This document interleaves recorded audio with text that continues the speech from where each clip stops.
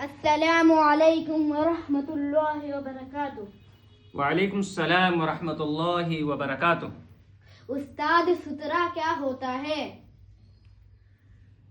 دیکھیے، سترہ اسے کہتے ہیں کہ جب ایک آدمی نماز پڑھ رہا ہوتا ہے تو نمازی اپنے سامنے رکھتا ہے اس وجہ سے کہ تاکہ سامنے سے گزرنے والا گنہگار نہ ہو، اور اس وجہ سے سترے کو رکھا جاتا ہے، اور اس کی احادیث میں بہت فضیلت بھی ہے، کیونکہ تاکہ سامنے سے گزرنے والا بندہ گنہگار نہ ہو، اس وجہ سے سترہ رکھا جاتا ہے۔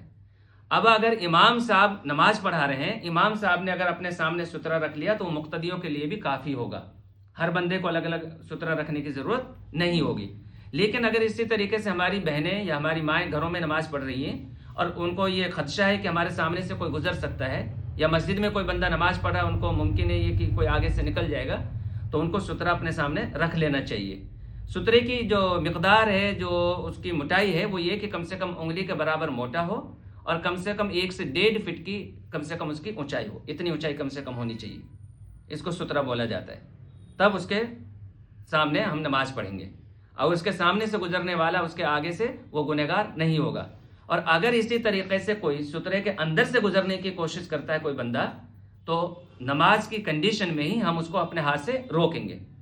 اگر ہاتھ سے نہیں رک رہا ہے بندہ اور زبردستی وہاں سے گزرنے کی کوشش کر رہا ہے، تو ان کو زبردستی وہاں پکڑ کر روک دیں گے ہم، نماز کی کنڈیشن میں ان کو گزرنے نہیں دینا چاہیے، کیونکہ وہ شیطان ہے، اگر وہ زبردستی کر رہا ہے تو وہ شیطان ہے، اور اگر آدمی اشارے سے سمجھ جاتا ہے تو پھر وہ رک جائے گا بندہ کہ نماز پڑھ رہا ہے، ان کے سامنے سے نہیں گزرنا چاہیے۔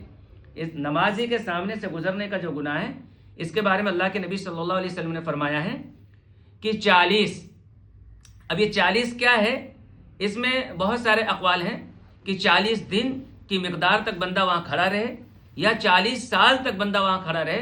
یہ گزرنے سے بہتر ہے کہ 40 تک وہاں آدمی کھڑا رہے، لیکن کسی نمازی کے سامنے سے اس طریقے سے نہ گزرے۔